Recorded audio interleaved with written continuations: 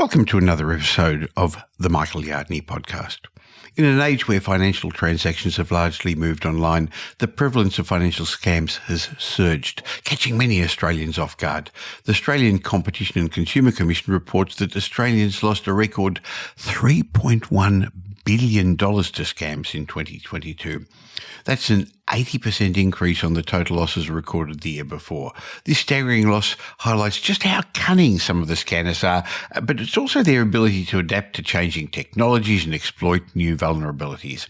So in today's podcast with independent financial advisor Stuart Wemyss, founder of ProSolution Private Clients, I want to ask him how to spot the signs of a scam. So whether you're an investor or just interested in money and finance, this episode's going to give you some insights into what to watch out for. So let's get on with the show. Welcome to the Michael Yardney podcast, where twice each week you will learn a number of new ideas regarding success, property investment and money in around 30 minutes. Our show is brought to you by Metropole, who specialise in helping you grow, protect and pass on your wealth through strategic property and wealth advice. Now here's your host, Michael Yardney, Australia's authority in wealth creation through property, who has been voted one of Australia's top 50 most influential thought leaders. Scammers are skilled at tricking you out of your money. Scams succeed because they look like the real thing and catch you off guard when you're not expecting it. Scammers are taking advantage of new technology, new products and services, or major events to create believable stories that convince you to give them your money or your personal details. So how do you spot a scam? That's what I plan to ask my guest today, independent financial advisor Stuart Wemyss, founder of ProSolution Private Clients. Hi, Stuart. Hey, Michael. Great to be back with you again. Now, Stuart, I love getting your blogs and your podcast every Wednesday, and recently you wrote about how to avoid a banking scam. What made you choose that topic, Stuart? I have personally experienced, some credit card fraud in terms of unauthorized transactions. I've had money taken out of our account, out of our business account. And also speaking with clients, it's something that clients have been thinking more deeply about. But also, as we become more digitalized, we fall victim to some of these things. And also there's consequences associated with that. And I've noticed the banks are certainly really focused on it, particularly over the last 2 or 3 years. And as a result of their focus, they've changed their processes. So, for example, I went into the bank a couple of days ago to transfer a large amount of money from one bank to the next, just moving money from different offset accounts. It took me 45 minutes, Michael, to sit with this banker to sort of do this transfer. And unfortunately with that bank, I couldn't do it online myself because of the amount, because they've just put a whole bunch of steps in place to eliminate or mitigate fraud. Yep. Similarly, I was overseas last year, and every time I transferred some money into a travel card, so I could take that travel card and withdraw cash from the ATM, the bank would lock my internet banking, and it would lock it twice. I would call once, and because one part of the bank had locked it, and they'd unlock it, and then I have to call back again, and that the second part of the bank, a different department, had locked it, unlock it again. So I spent 45 minutes on the phone, which is not really something you want to do when you're on holiday. Now, these personal experiences and just speaking to clients, it's important to really understand, why is this happening? Is it just because the bank just doesn't care about our customer experience? Well, that's part of it. But mostly it's really around the changes in risks. And I think there's things that we can do individually to protect ourselves. And then they're going to realize that when we're dealing with the bank, it's going to be a difficult process just because they've put these steps in place. Well, I remember last year, early in the year, our CFO said to me, Michael, you're spending a lot on Facebook advertising. Facebook's charging you a lot on your American Express bill. And I said, yeah, the advertising's working really well. It's getting clients. And he said, no, you're spending a lot on Facebook advertising. So I actually had a look, and our American Express bill, there was a $32 bill, and then another $32, and then a $64, and $128, and then a $200. And within one day, they'd taken, I think, $30,000. Interestingly, American Express gave me all the money back, but they'd somehow or other said it was Facebook advertising it. They'd hacked into my Facebook account, which messed up Facebook and Instagram and all the other things. So there's lots of different types of scamming around, and more of us are experiencing it. So what is a scam? Before we chatted, I looked up ScamWatch, the government website that people should have a look at. It explains that a scam is when somebody deceives you into providing personal or financial information that they steal from you. They're saying it's not a scam when somebody hacks your computer, your device or account to steal from you, or when something you buy turns out maybe to be poor quality, or if you pay more than you think it's worth. So they're suggesting ScamWatch. It's really so they're stealing money from you by stealing information. So if we look at the financial side of things, what are some of the more common types of scams around? I think it's important to look at the stats here, Michael, to really then understand what do I need to focus on as an individual to safeguard my financial position and also identity. You don't want people stealing your identity. So 77% of scams are committed in 5 ways: a phishing attack, false billing, online shopping scam. Hacking and remote access is only 9%. So quite often we sit there and think someone's going to hack my phone, hack my computer, but that's less likely. And then identity theft. And I know from our training that we do in our business that almost all hacks, for example, and scams are committed as a result of human error. Someone clicks on the wrong email, someone doesn't have good sort of passwords and those sorts of things. It's all the stuff that human beings can control. It's unlikely that, if you do all the right things, it's unlikely that you're going to get hacked just randomly. So that's good to know that we can take steps to control that. 60% of those 5 examples that I just gave you, 2 really stand out and account for 60% of it. And that's phishing attacks. So that's when you get a phishing email is an email that looks like a legitimate email but really isn't. And so, for example, an email that looks like it's come from NAB to ask you to reset your password, or something along those lines, or a text that's saying, your parcel failed to deliver, click on this link. That's what's called a phishing attack. Yep. And then false billing is, you forgot to pay this fine, or you forgot to pay this road toll, or this telephone bill, make the payment now. And so they're the 2 examples where most people get scammed and where most people lose some money. So it's important to think about that and then think about, well, what can we do, which I'm sure we're going to talk about, what can we do to protect ourselves? So who's most likely to get scammed, Stuart? Well, people that aren't prepared and aware, I think, Michael, around how scams occur and what to look out for. So this education piece, this bit that we're talking about, to make people aware, that's really kind of the best protection we can have. And that's why, older people that might not be as tech savvy probably fall victim to scams more often than, say, a younger person that's really au fait with all the technology and the way people scam and those sorts of things. So education's the big one. Now, I mentioned a while ago that I got scammed and American Express covered me instantly. It's interesting. I don't know whether they self-insure, if they've got any way of actually chasing up these people, but they've got whole international departments doing this. How do banks and credit card companies treat scams? How do they look after us as customers?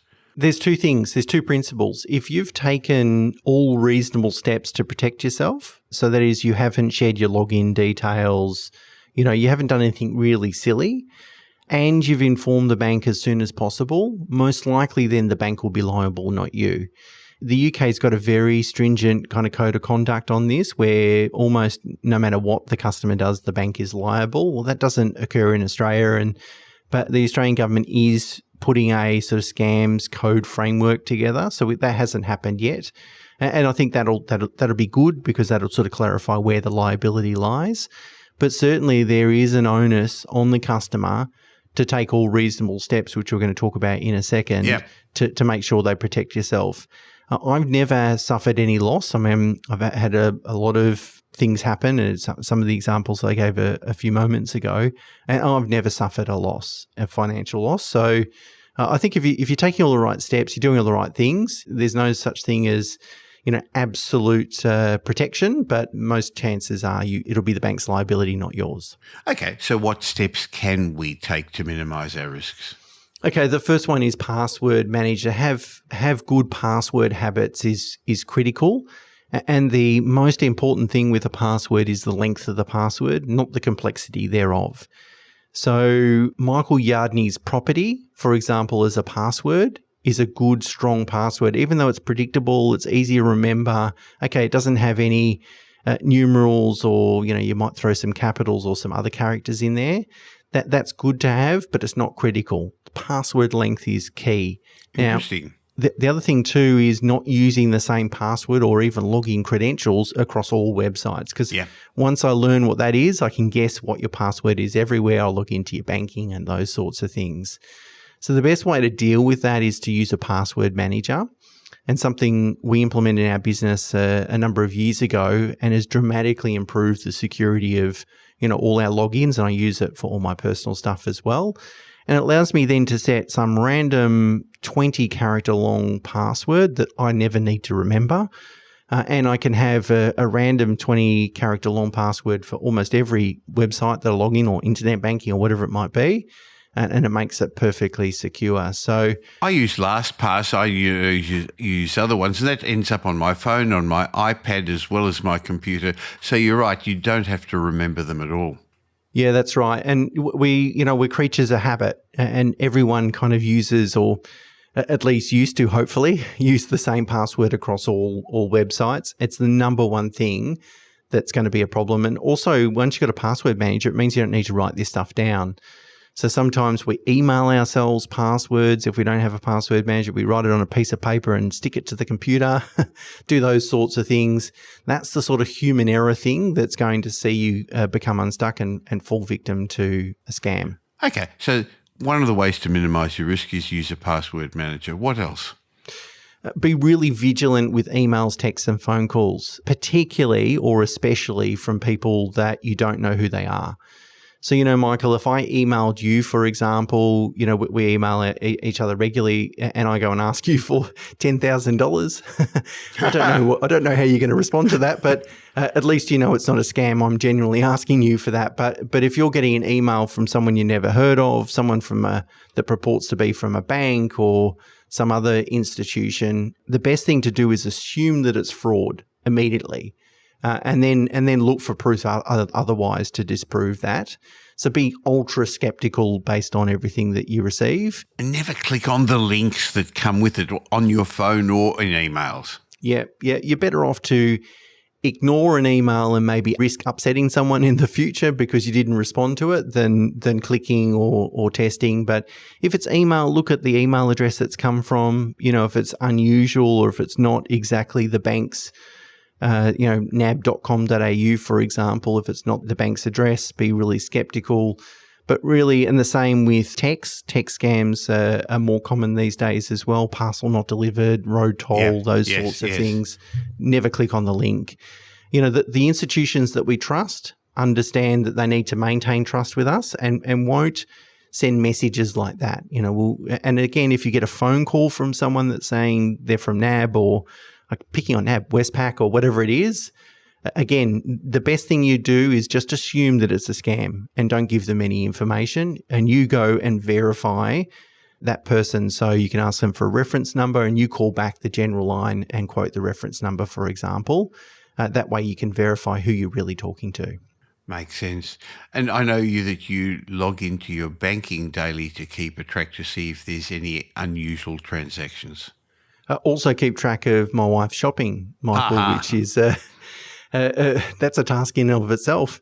No, it's a habit I've got into, and that really hits on one of the other points around making sure the bank is informed as soon as a suspicious transaction occurs. So I've just got into the habit of logging into my banking, just making sure there's nothing that looks unusual or anything like that. And in fact, that's what helped me identify the most recent fraud straight away. And I saw the transactions. The day they occurred, I was able then to inform the bank. And again, that's going to then push the liability onto the bank rather than yourself. And it's just a habit I've got into. It actually doesn't take that much time. And, it just gives me some confidence that everything's okay and, bills are paid and the accounts are in good order. Well, you can also make sure your software's up to date, including your operating systems, your browsers, antivirus software. I use two-factor authentication for websites now after that hack into my Facebook account a number of years ago or last year. That was a real pain. So while it's a nuisance to have to get another set of numbers, figures from your phone or whatever your app you use, that's helped protect me a lot. What about business people? Any suggestion, any advice for them? Yeah, so business people will tend to have, larger cash holdings for working capital and those sorts of things. And they might also have just accumulated surpluses before they actually work out what they want to do with the money, whether they're going to distribute or pay a dividend, whatever it might be. What I typically say to our clients is certainly keep your working capital in your account. You kind of need that. That's fine. But if you have any cash that is surplus to that, what I recommend is move it into a different bank account.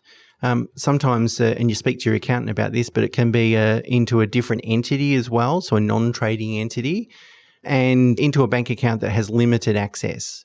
So your day-to-day banking for your business, obviously you might have staff using it, quoting numbers, all those sorts of things. Whereas I would move myself personally, I park all my money into Macquarie. I've got an investment account with them, and only me and my wife can access that. And we don't have a credit card's not attached to it or anything like that. So it's really just internet banking in terms of access. So try and get any surplus cash out of trading entities as much as possible. Park it in somewhere that it's safe. That way, if you do get hacked, at least there's a limit to the amount that they're going to take. And also, if there's any compromise in terms of, employees or information dissemination, those sorts of things, again, you can kind of mitigate that as well. I guess you've also got to make sure that your staff are aware not to click on the links on their phones and on the business accounts or things like that too. We're getting so many phishing emails and even emails that look like they're coming from me to my staff. It's a real problem. Now, there are also other forms of scam that one reads about on the internet. Romance scams seem to abound. And I know of two people who got caught out by this. I guess it's emotional manipulation, creating fake online persona to build romantic relationships. And once the bond's been established, they got requested for money. And this one gentleman I know really lost a fortune to somebody overseas. It was a total scam. When he went over there to visit her, there was no one there. Yeah, I mean, it's a shame, isn't it? And that's, those scammers really do target the most vulnerable cohort of our community, which is incredibly unfortunate. And I guess it's something that as concerned family members, we can talk to the rest of our family about in terms of making sure that they're taking all these steps to protect themselves as well, particularly if we have elderly parents. Yeah. They might not be sort of up to date with these sorts of things. So getting them onto a password manager, all those sorts of things, it'll help them because it means they've got a lot less to remember, but also protect them as well. But, looking after loved ones from that perspective, making sure they're not going to fall victim to scam, I think it's only become more and more important as time goes on. Tech support scams are another one. I saw a great movie and I would recommend it to people, The Beekeeper with Jason Statham. I don't know if you've seen it, which was scammers claimed to come from a well-known tech company and they found issues in your computer, and this poor lady, they got access to her device and she lost all the money and all the money she'd put into charity. So there are tech support scams out there as well.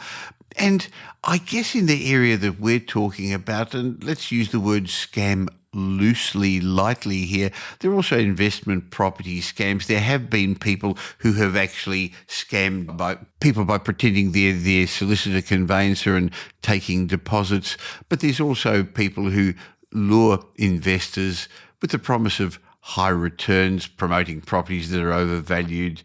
So be careful for property scams. But looking at the Scam Watch website, they actually came up with a couple of common signs of a scam. So maybe we could just quickly work through that, Stuart. The first one, I guess, is if it's an amazing opportunity to make money or save money, it's too good to be true, isn't it? Oh, I mean, I would say that even if it's not a scam per se, but someone trying to sell you or recommend an investment to you or something along those lines, again, if they're espousing all the benefits and all those benefits almost seem too good to be true, and they never talk about any of the risks or potential downsides, then that's a really good red flag as well. Another common sign of a scam, and you've mentioned that somebody you haven't met who needs your help or money, they try and work on your good nature, telling you a heartbreaking story. I mean, I regularly get emails or posts on Facebook or Instagram from people from third world countries very desperate for just a small amount of money to help them, Stuart. Well, I'm about to send you an email asking for $10,000, Michael, so be prepared. Of course, we've already mentioned watch out for messages that contain links or attachments. They catch you off guard, you're in a rush, you click on something, steer clear of those. And can I add to that, Michael, that comment there, be careful sending attachments as well. So I am really surprised the amount of times that we get an inquiry from someone we don't know, and they will put all their financial information in that email, and they might even attach tax returns and those sorts of. Well, they don't know us. I'm glad that they've got already a strong foundation of trust, and we would never misuse that information, of course. But I would never do that personally. I would like to reach out to that person, meet them, and then provide information in a secure way. So we always tell clients, don't email us anything. We'll give you an upload link so you can securely upload it onto our server, because email is not secure. So be careful around clicking on links, of course, on inbound emails, but be careful on outbound emails and to what information you're including. And also including personal information in an email that could be used as an identifier. So, for example, your full legal name and your date of birth in the same email is not a good thing. I could maybe use that to steal your identity. So maybe give your age instead of a date of birth, for example. So again, just be careful about what information you're providing. Of course, if you're providing it, if you're providing it to a trusted source, it's less of a risk, but still emails can be intercepted. Yeah, I find it interesting when I get phone calls from banks or financial institutions who ring me and then ask me to identify myself. Now, I know why they're doing it, but I always love saying, hang on, you contacted me, and I know that they are the right institution, but they actually asked you to identify yourself. Hey, you've contacted me, but I guess you've really got to be careful who you give that information to. You should put them on hold for 40 minutes and see how they like it. That's right. Okay, some other common signs of a scammer: if you're pressured into acting quickly, if scammers don't want you to take your time thinking through things, or if they ask you to pay in a particular way with preloaded debit cards, credit cards. Stuart, I bought at Christmas time a few gift cards at Coles to give to people as a Christmas gift, and they came with a scam warning. Coles had to give me something saying, be careful if people are asking you to pay for things online with these gift cards. We booked a hotel for a couple of months' time in Italy, and they sent us a link to pay a deposit and it was I can't remember the hotel, but it was a brand, like it was a well-trusted brand. And the link was very strange in that it wasn't a payment system either associated with that brand nor one that I'd ever heard of. And the Italians, of course, like to do things a different way. So anyway, we reached out to the hotel just to verify it. But again, those sorts of things where I could hack into someone's email, see that I've booked, and then send a link quickly, so just because there's that proximity of time and you then assume, it must be the link from the hotel, it's always good to check those sorts of things. Makes sense. So I guess the summary of our chat today is the incidence of scams is increasing. They're becoming more sophisticated. AI is going to take them up to another level, isn't it, Stuart? Mm-hmm. So it's something you've got to actively address. And following some of the suggestions that Stuart's made today, I think is going to help you. Now, Stuart, you write a weekly blog, and this was the topic of one of your blogs. It's normally not on things like that. It's more about the big picture of property, finance, tax. And I know you have the weekly Investopoly podcast, and in between you've got these great case study podcasts as well. Tell us a little bit about what you and your team at Pro Solution Private Clients does. We inspire our clients to take a holistic approach to building wealth, Michael, because a lot of decisions are multifaceted, and investing in property is a perfect example. Yeah. It includes tax, borrowing capacity, loan structure, financial planning, asset protection, all those sorts of concerns. And so by having a whole team sit around a table and develop a strategy for a client, that team includes a mortgage broker, an accountant, and a financial planner that are all on the same page, allows us to explore every opportunity for a client and maximize value to them. So that's what my podcast is about, and really that's what we love doing at Pro Solution. Well, I'll leave a link in the show notes, and I look forward to catching up with you next month and discuss another topic related to property, money and wealth. Thanks, Stuart. Thanks, Michael.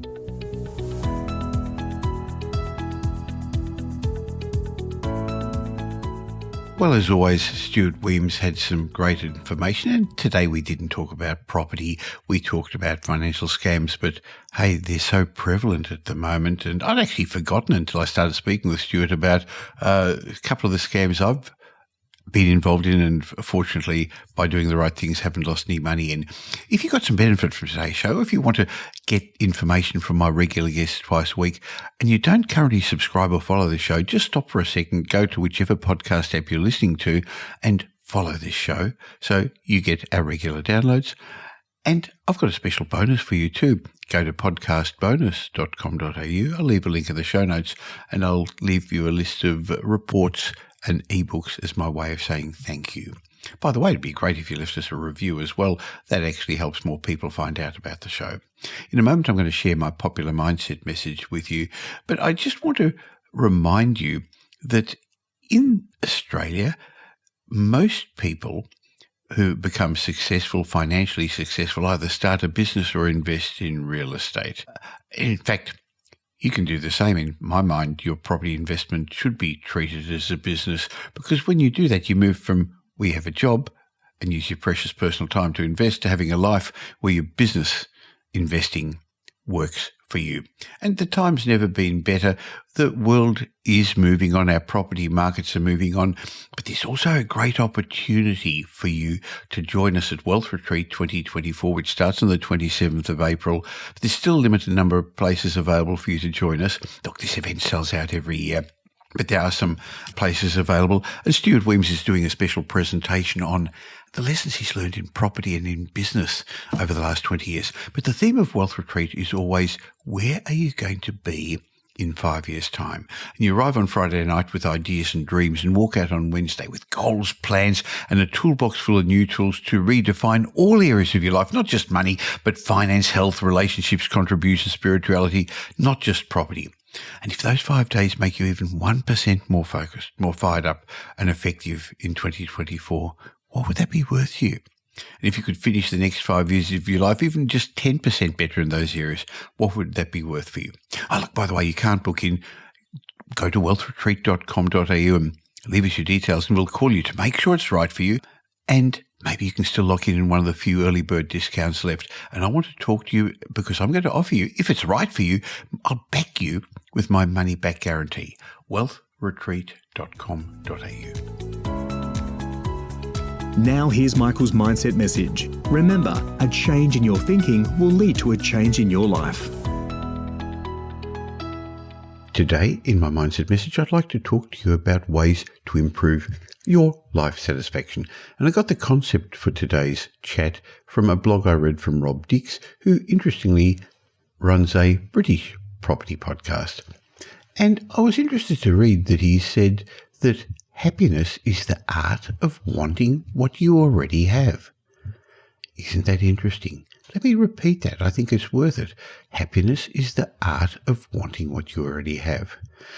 Now, somehow, without trying, I think I've actually got this attitude. I'm happy with my life. When I'm at home in Melbourne, I'm happy here in Melbourne. When Pam and I travel overseas, not that we've done it this year, when we're travelling, I never want to come back. I'm happy with that. I'm happy with the food I've chosen at the restaurants. I think it's actually quite good. I don't actually say, oh, gee, that meal over there looks good. I don't want to swap my problems for somebody other problems when things go wrong either. In other words, the grass is always greener on my side of the fence than it is on the other side of the fence. And that's good. I'm happy pretty much of the time, and I don't really experience any sort of jealousy. Now, I know you could be saying, well, that's easy for you, Michael, because you've been lucky or you've achieved a lot and you're wealthy, and you're entirely right. But I also know plenty of extremely unhappy people with great material wealth and what others would consider wonderful lives. So I believe this wanting what you have attitude can be practiced whatever your current situation. So how do you do this? Well, I think the first thing you should do is practice noticing what's great about what you've got. You see, our mind has evolved to notice what's not good about our current situation, and that's on purpose to help us strive to improve. I think about it, if our ancestors sat around being thrilled that they had one bucket of grain to last them through the whole winter, none of us would be here today. So we unconsciously go through our day noticing that our house is too small, our children are being difficult, our job is dreary. So to counter this, my suggestion is to develop the habit of noticing what's great about what you've got. Your house is situated in a great suburb. Your kids are spirited. They're inquisitive. Your job has got great potential, and you've got the ability to then go home after your job and enjoy your life. So at the start, this is something you've sort of got to consciously force yourself to do. And I learned this technique many, many years ago. So every morning when I get up, I think of a list of things that I'm grateful for. I do that every day. And it's usually about 5 things. And it's got to be different from the day before. Otherwise, you sort of cheat, don't you? Over time, though, this becomes a habit, crowding out the habit of noticing what you're not happy with. The second way to be more happy with what you've got in your life at the moment is to speculate about what's bad in somebody else's situation. Now, again, a natural instinct, and that's particularly more obvious today in the days of social media, is to look at somebody else's possessions or situations or jobs and want that for ourselves. It's difficult to want what we have, to be happy with what we've got when we're busy wanting what somebody else has got. So I'm going to suggest you try the habit of reverse jealousy. Go out of your way to point out what might not be so good about somebody else's situation. Wow, the logistics of staffing that business with 60, 80 employees and all the hassles that come with that must be a nightmare. Oh, look, that kid, he may be really good at sport, but he actually doesn't have much of a social life because every weekend he's got to be training. Oh, he must be constantly worried about his beautiful new Lamborghini car that people are going to scratch it if he takes it out in public. So now, long term, this isn't healthy. I'm not suggesting that you shouldn't be happy for other people's success. In fact, that's one of the traits of successful people, that they're happy when other people are successful. But I'm suggesting this more as a deprogramming exercise to kickstart your own satisfaction, flipping your potential jealousy for other people, noticing, hey, what's not so good about it? Because remember, we tend to see our problems in more detail than others. There's no such thing as a perfect marriage, a perfect business, a perfect job, a perfect house, a fantastic property portfolio, a perfect health, or a perfect anything, really. We've all got worries, insecurities, frustrations, niggles, aches and pains, and there's a myriad of ways. Everyone's life is far from perfect. It's just when you've got a front row seat for these imperfections in your own life and you only see others fleetingly or from a distance, this magnifies what you see as your own problems. And of course, as I said a moment ago, social media, where people go out of their way to present a very filtered, staged, managed image of what their perfect life is, that makes it hard for us to compare what's going on with our life. So it's important to remind yourself of this frequently until you internalise it, that, hey, that's not the real world. Reality TV isn't real either. Otherwise, you can never be happy with what you've got because you're never going to live up to that illusionary perception of what other people have got. Now, another thing you should do is balance happiness with a drive to improve and progress. Like I said, persistent dissatisfaction is a powerful motivator. So if you become too satisfied with your lot in life, it may end up losing your drive. So I suggest you really got to balance the two. When it comes to your possessions and your family and your standing in life, you should want what you have, making sure you keep harmful envy at bay and appreciate the small moments that you have each day. And a lot of us who've had to stay home, be more locked up through COVID, have suddenly learned to appreciate different things, haven't they? But it's also okay to be dissatisfied with your professional progress or your sporting prowess or your ability to understand a particular problem or subject or your station in life. You want to get better and you want to not compare with other people, but you want to do better for yourself. So as long as it doesn't become an obsession and sits within the framework of your overall life happiness, wanting more than you've currently got is actually a good, useful, powerful motivator.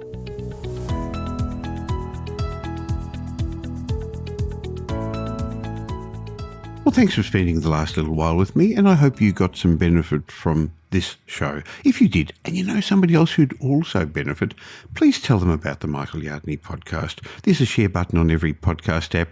On Apple Podcasts, there's 3 little buttons down the bottom. Press it and share it, or just tell them about the Michael Yardney podcast.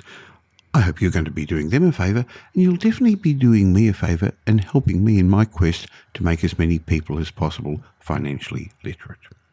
Now, there's ways of catching up with me between these shows. Just look for Michael Yardney on social media, or why not join my private Facebook group? Go to Facebook and look for the Property Update Facebook group. And I have a way of saying thank you to you for subscribing to this podcast. Go to podcastbonus.com.au. There'll be a link in the show notes, podcastbonus.com.au, where you can get a bunch of ebooks and reports. My way of saying thank you. And when you've got time, why not listen to some of the old podcasts? There's individual lessons in each of those that I think would be helpful for you. I'll be back again real soon. In the meantime, have a great week. Make it a great week. Thanks for listening to this episode of the Michael Yardney podcast, which was brought to you by Metropole, who help their clients grow, protect, and pass on their wealth through strategic property and wealth advice. If you like what you heard and don't already subscribe, you'll find us on iTunes or on your favourite Android app as the Michael Yardney Podcast.